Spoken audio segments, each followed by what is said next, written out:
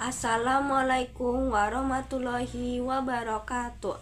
Perkenalkan, nama saya Gina Mardia Harinia Putri, mahasiswa dari Universitas Pancasakti Bekasi, Fakultas Ekonomi dan Bisnis, Prodi Akuntansi dengan nomor NIM 2902458. Di sini saya membuat video untuk mengerjakan tugas ujian akhir semester untuk mata kuliah pemasaran dan promosi dari dosen pengampun saya, Bapak Purwanto. Pasti kalian pernah lihat ini.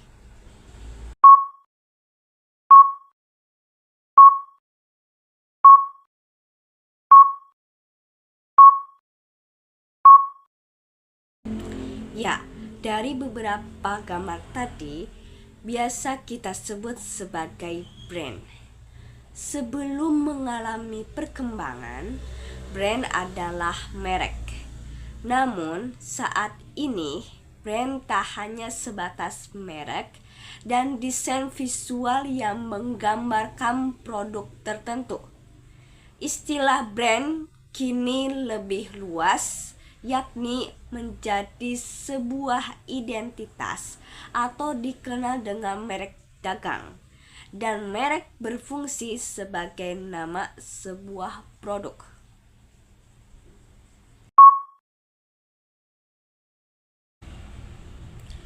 Sebelum mengalami perkembangan, brand adalah merek. Namun, saat ini brand tak hanya sebatas merek dan desain visual yang menggambarkan produk tertentu. Istilah brand kini lebih luas, yakni menjadi sebuah identitas atau dikenal dengan merek dagang, dan merek berfungsi sebagai nama sebuah produk.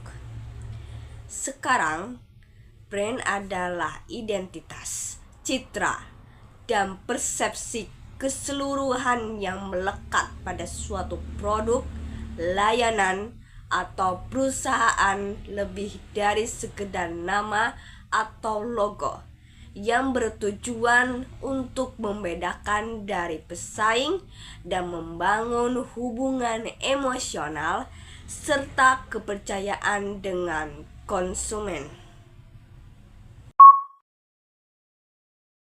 Mengingat brand produk adalah sesuatu yang penting dan memengaruhi kesuksesan bisnis, kita perlu mengenal dan memahami elemen yang terdapat dalam brand, sehingga dapat membentuk citra dan pandangan konsumen terhadap suatu brand. Berikut penjelasannya. Yang pertama, brand kompas. Ringkasan mengenai visi, misi, impian, nilai, serta tujuan strategis perusahaan terhadap sebuah brand. Elemen ini dapat memetakan arah yang dituju oleh perusahaan. Yang kedua, brand as type merupakan cara yang diambil perusahaan dalam menampilkan brand melalui nilai, simbologi, perilaku, serta pesan yang terkait dengan bisnis tersebut.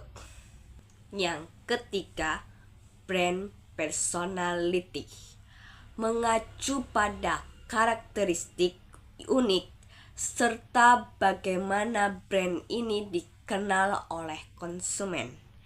Elemen ini merupakan dasar hubungan antara brand dengan konsumennya.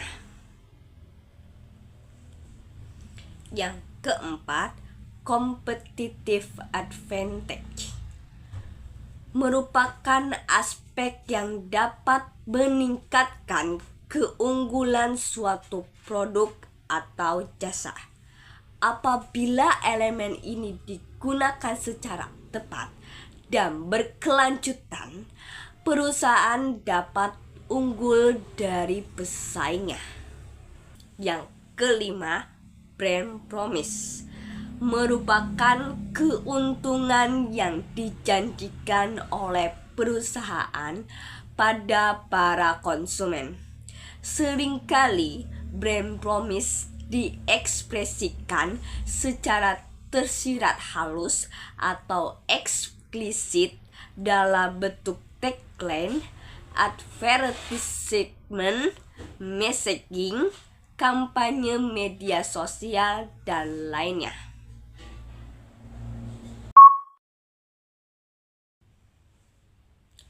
Brand mempunyai sejumlah fungsi yang bermanfaat bagi kelancaran dan kemajuan bisnis. Berikut adalah beberapa fungsi brand. Yang pertama, menciptakan nilai unik. Brand dapat membangun nilai unik yang hanya dimiliki oleh produk atau layanan perusahaan. Hal inilah yang membuat setiap brand mempunyai identitas yang mudah untuk dikenali dan diingat oleh publik. 2. Sebagai bahan promosi dan daya tarik konsumen. Brand juga dapat berfungsi sebagai bahan promosi yang bisa menarik perhatian orang melalui penggunaan nama brand dan desain visual yang unik. 3. Mempengaruhi psikologi konsumen.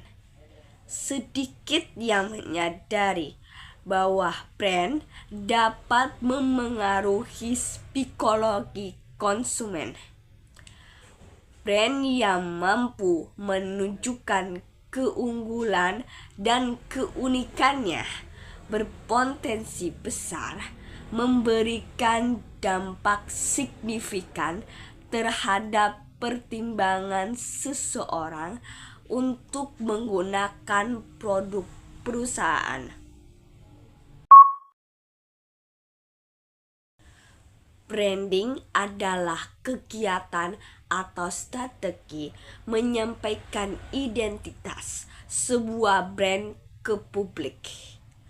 Dalam dunia bisnis, terdapat banyak jenis branding yang biasanya digunakan oleh perusahaan besar. Adapun jenis branding yang dimaksud antara lain: yang pertama, personal branding. Jenis branding ini fokus pada membangun citra dan identitas seseorang sebagai merek. Personal branding kerap digunakan oleh publik figur, influencer, atau profesional yang ingin memperkuat citra diri di mata publik. Yang kedua, produk branding. Branding ini fokus pada pengembangan identitas merek produk beserta strategi pemasaran. Tujuannya agar produk lebih dikenal, dapat dibedakan dengan produk milik kompetitor, dan menciptakan kesan baik di mata calon konsumen. Yang ketiga, corporate branding. Branding ini fokus pada usaha membangun citra, identitas, dan reputasi untuk perusahaan secara keseluruhan sesuai dengan nilai yang dianut. Yang keempat, service branding. Branding ini fokus pada pengembangan merek produk atau layanan yang dimiliki perusahaan sehingga mampu memberikan pengalaman memuaskan bagi konsumen.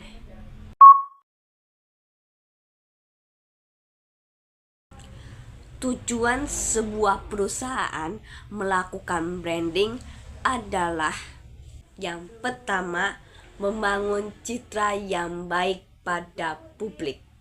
Branding mempunyai tujuan utama untuk membangun citra positif di mata publik.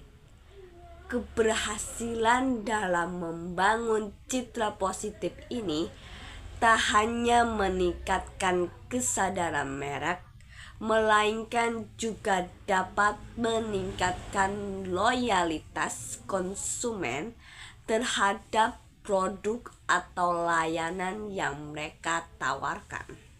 Yang kedua, menciptakan identitas.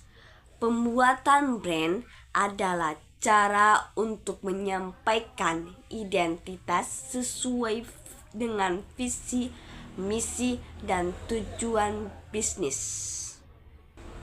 Yang ketiga, mengendalikan pasar.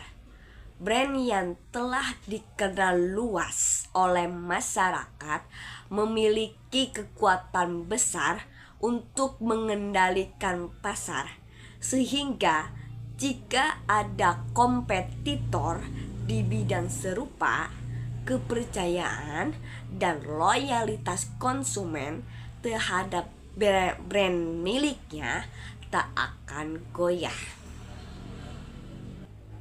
Yang keempat, menjamin dan memberikan keyakinan pada masyarakat. Branding tak hanya sekadar memberikan keyakinan bahwa merek tersebut memang produk yang dibutuhkan konsumen. Branding juga dapat menjadi salah satu faktor yang efektif menjamin kualitas dan meningkatkan prestise. Yang kelima, sarana promosi atau meningkatkan daya tarik kepada konsumen. Branding merupakan sarana promosi yang efektif sehingga dapat meningkatkan ketertarikan konsumen terhadap produk atau layanan yang mereka tawarkan. Dan itulah yang bisa saya jelaskan tentang branding. Terima kasih sudah mendengarkan. Wassalamualaikum warahmatullahi wabarakatuh.